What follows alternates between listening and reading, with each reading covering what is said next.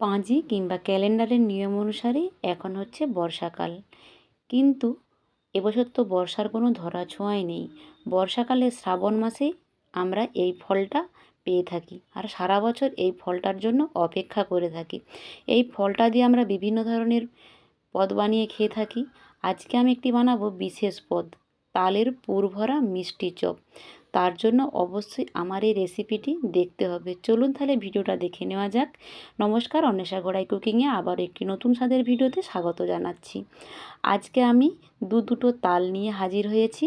এই তাল দুটো আমার দিদিবাড়ি থেকে পাঠিয়েছিল, কিন্তু আমাদের বাচ্চা দুটো বলছে আমাদের একটু ফটোশ্যুট করো না এই তাল দিয়ে। ওরা তো দেখে না, তাই ওরা খুব খুশি। তাল দিয়ে তো ওরা বিভিন্ন ধরনের পোজ দিয়ে ভিডিও তুলে নিল। তারপরে আমাকে নিয়ে এসে বলল, একটা দারুণ তুমি রেসিপি বানিয়ে আজকে আমাদেরকে খাওয়াও। তাই আমি ভাবলাম ঠিক আছে, তোমাদের সঙ্গেও শেয়ার করা যাক রেসিপিটা। আজকে আমি বানাবো তালের পুর ভরা চপ।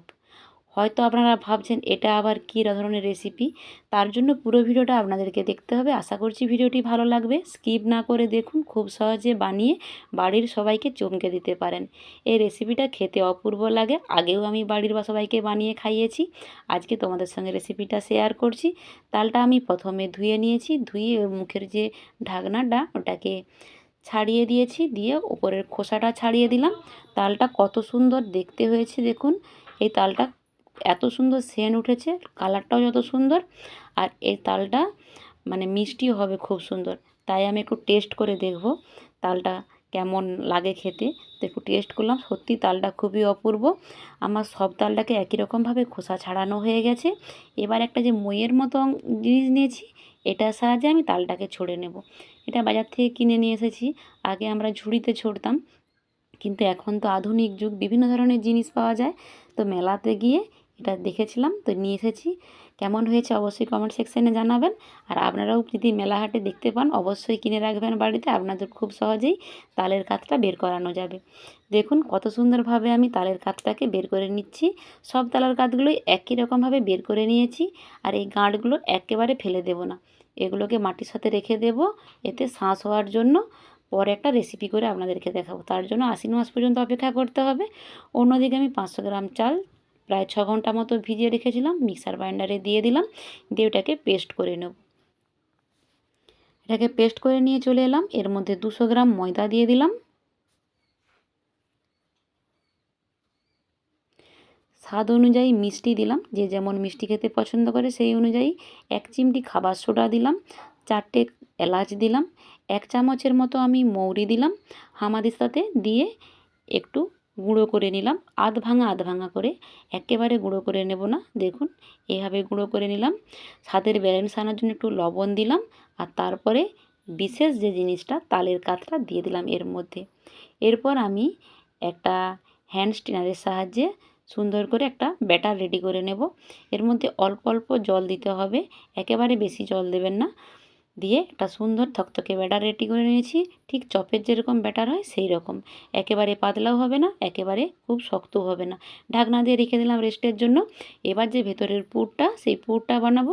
তার জন্য একটা আমি নারকেল ফাটিয়ে কুড়িয়ে রেখেছিলাম, কড়াইতে দিয়ে দিলাম। এর মধ্যে পরিমাণ মতো চিনি দিয়ে দিলাম, দিয়ে একটু নাড়াচাড়া করে নিলাম।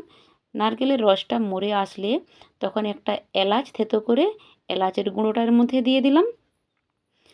3 থেকে 4 টেবিল চামচের মতো দুধ দিয়ে দিলাম, দিয়ে ভালো করে নাড়াচাড়া করব, শুকনো হওয়া পর্যন্ত অপেক্ষা করব। শুকনো হয়ে গেলে, শুকনো হয়ে গেছে, এবার আমি থালায় ঢেলে দিলাম। ঠান্ডা হয়ে গেছে, কালার চেঞ্জ হয়ে গেছে। এবার হাত দিয়ে একটুখানি পুর নিয়ে চেপে চেপে গোল করে, হাত দিয়ে চ্যাপ্টা করে, ঠিক চপের যেরকম পুর বানানো হয় সেইভাবে আমি গড়ে নেব। দেখুন কত সহজে এটা হয়ে গেল। সেভাবে আমি গড়ে নিয়েছি। আবারও একটা গড়ে দেখাচ্ছি আপনাদেরকে। একই রকমভাবে আমি সবগুলোই গড়ে নেব। একই রকমভাবে আমি সবগুলোই গড়ে নিয়েছি। আমার 10টা হয়েছে।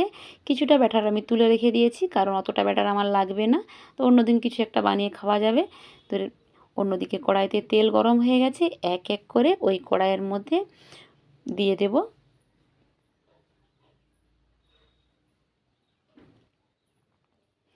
দেখুন এক এক করে আমি কড়াইয়ের মধ্যে দিয়ে দিচ্ছি। প্রথমে যেটা দিয়েছিলাম সেটাকে উল্টে দিলাম। দেখুন একেবারে ঠিক যেন চপের মতো লাগছে। কাউকে যদি না বলা হয় সে ভাববে যে সত্যি সত্যি চপ দেওয়া হয়েছে। এক এক করে আমি দিয়ে দেব যতগুলো ওই তেলের মধ্যে লাগবে। তো আমি 4টে দিলাম, 4টে দিচ্ছি, তার মধ্যে 2টো আমার হয়ে গেছে। আমি 2টো আগে যে 2টো দিয়েছিলাম সেই 2টো আমি তুলে নিচ্ছি।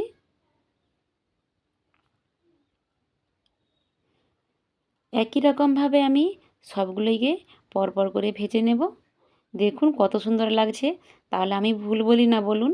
একেবারে চপের মতো দেখতে লাগছে না? তো আপনাদের এই রেসিপিটা কেমন লাগলো অবশ্যই আমার কমেন্ট সেকশানে জানাবেন। আর কেউ যদি বাড়িতে ট্রাই করেন কেমন হলো অবশ্যই বলবেন। তো এটা আমি এবারে ভেঙে দেখাবো ভেতর থেকে কেমন হয়েছে। তো দেখুন পুরো চপের মতো লাগছে, আর ভেতরটা দেখুন কতটা জালিদার, আর পুরটা দেখুন কত সুন্দর রসালো লাগছে দেখতে। এটা দেখতে অপূর্ব লাগছে না? তাই তো আমি নাম দিয়েছি নারকেলের পুর ভরা তালের চপ। তো রেসিপিটা আপনাদের ভালো লাগলো না? লাগলে অবশ্যই একটা লাইক করবেন আমাকে মোটিভেট করার জন্য, আর বন্ধুদের মাঝে শেয়ার করবেন বেশি বেশি করে, যাতে এই নতুন রেসিপিটা তারাও বানিয়ে তাদের বাড়ির লোককে চমকে দিতে পারে। তো আজকে বিদায় নিচ্ছি, দেখা হবে নতুন ভিডিওতে। টাটা।